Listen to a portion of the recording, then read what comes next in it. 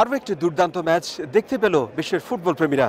জার্মানির বার্লিনের অলিম্পিক স্টেডিয়ামে অস্ট্রিয়া বনাম নেদারল্যান্ডসের খেলাটি যারা দেখেছেন তারা নিশ্চয়ই অনুমান করতে পারছেন কিরকম টান টান উত্তেজনার এই ম্যাচটি ছিল।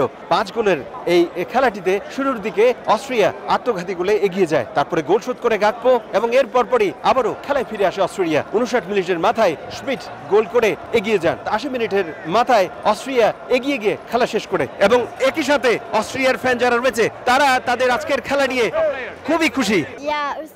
কি আর বলবো, অস্ট্রিয়া দেখিয়ে দিল কেন আমরা এতটা শক্তিশালী দল। আসল কথা হলো আমরাই চ্যাম্পিয়ন হতে যাচ্ছি।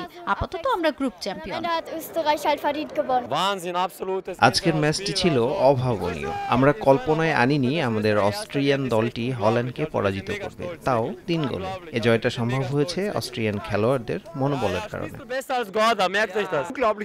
আজকের খেলাটা পাগলামি ছাড়া কিছুই নয়। যেভাবে অস্ট্রেলিয়া আজ খেলেছে, এই দলটাকে নিয়ে আমি গর্ববোধ করি। ঈশ্বর আমাদের দিকে আজ হাত বাড়িয়ে দিয়েছিলেন। দাগ লাগুক যতবার, বার্জার ইজি ক্লিন একবার। তবে একই সাথে হতাশা প্রকাশ করেছে হল্যান্ডের যারা ফুটবল প্রেমী রয়েছে তারা। জার্মানির প্রতিবেশী এই দেশটির আশা ছিল আজকের হল্যান্ড দারুণ ফুটবল খেলা উপহার দিয়ে অস্ট্রিয়ার বিরুদ্ধে দারুণ জয় ছিনিয়ে নেবে। কি বলবো, খুব খারাপ।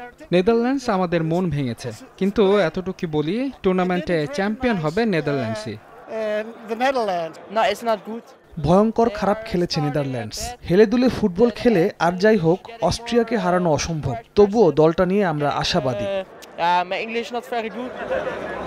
অস্ট্রিয়া এবং নেদারল্যান্ডসের ফুটবল প্রেমীদের আশা, যেই উৎসব নিয়ে আজকের এই ম্যাচটি সম্পন্ন হলো, ঠিক সেরকম উৎসবের ধারা অব্যাহত থাকবে ফাইনাল পর্যন্ত। জার্মানির বার্লিন থেকে বিটু বড়ুয়া, সময় সংবাদ।